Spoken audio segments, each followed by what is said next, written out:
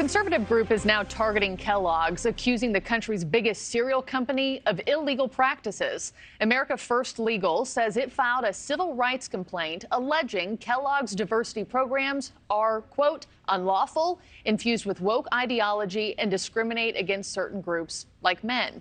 The group is also accusing Kellogg's of politicizing and sexualizing its products, pointing to various pride campaigns. Cheez-Its boxes with, take a look at these, drag star RuPaul, Jersey Shore star Snooki. Kellogg's in a statement to NewsNation saying in part this: we are committed to compliance with all applicable employment laws, and we have policies in place that prohibit workplace discrimination. Let's bring in Johanna Maska, NewsNation political analyst, and also Ashley Hayek, Chief Engagement Officer at America First Policy Institute. Ladies, thanks to both of you for joining us this morning. Ashley, I'll begin with you here. Kellogg says they want to reflect the diversity of their customers in the year 2023 and strengthen their inclusive culture. Your response to that comment? Yeah, Kellogg's is the latest company to lean into racist woke ideology. They are basing employment practices off of the color of somebody's skin, which is illegal under Title VII of the Civil Rights Act of 1964. And that's exactly what this claim from America First Legal really focuses on. This is wrong. We've seen what happened to Bud Light. We've seen what happened to Target. They have a responsibility to their shareholders, not their stakeholders, and that's exactly the opposite of what they're doing here.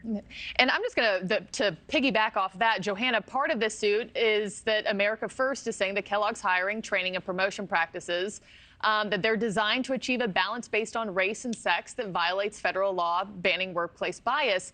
As you know, the Supreme Court recently restricted the use of race in college admissions. So what about companies here? I mean, could companies face legal risks if qualified applicants are being excluded in the name of equity? Look, it's a private company hiring to make sure that they reflect the consumer that they're selling to. You know, the bigger story here, Marky, and the interesting thing with this group is when Stephen Miller got a big donation from conservative activists to start this legal process, they said that they were going to gum up the systems. And so they compared it to the right side, like the ACLU. And I've seen what the ACLU has done in Los Angeles, and they gummed up the system by basically suing Los Angeles to not remove homeless people from the streets, so we aren't able to clean up the city. Normally what happens is they actually want to gum up the system. They want to distract us. We've got bigger issues. If Tony the Tiger standing with a activist is the biggest issue we have, then that would be something. But the truth is, you know, this is designed to gum up the legal process for these companies so that they don't reflect the American workforce. And I think that's a shame. Yeah, it is interesting. You wonder the thinking kind of in the C-suites there who just watched Anheuser-Busch go through the same thing. Ashley, to bring you back, conservatives have opposed cancel culture for a long time. But are they trying the same thing here in going after Kellogg's, Bud Light, Target, and others? I don't think this isn't just a conservative issue. This is a mom issue. This is an American issue. Kellogg's is supposed to be a family company, and it's not just that Tony the Tiger was cuddling up to an activist. It's Dylan Mulvaney, who stands for the gender modification of minor children. And that's what moms and dads are pushing back, and they don't want that interrupting with their cereal. People are sick and tired. The CEO of INDEP just came out and said, people just want to drink a beer and watch their football game. And I think at the end of the day, American families just want to have their cereal. They just want to buy their sneakers. They're not interested in this agenda being pushed on families. And that is exactly what this lawsuit and what these boycotts are doing is it's pushing back against the political agenda that's being forced upon everyday families. Mm-hmm. And Johanna, I'll give you the last word there just to respond to what Ashley just said.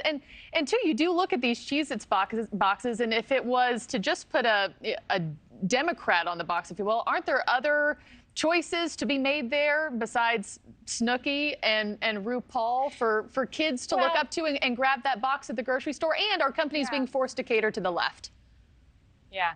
You know, I think companies normally do what sells. They care most about their bottom line. I wish we could have companies, the conversation about paying living wages and making sure that we are, you know, moving and making progress.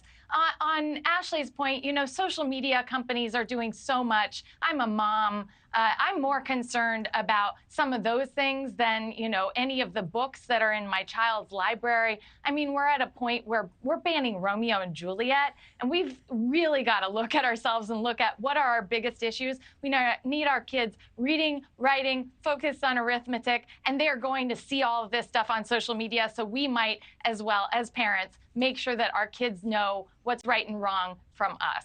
Thank you for watching. Go to newsnationnow.com to find News Nation on your television provider. And don't forget to click the red subscribe button below to get more of News Nation's fact-driven, unbiased coverage.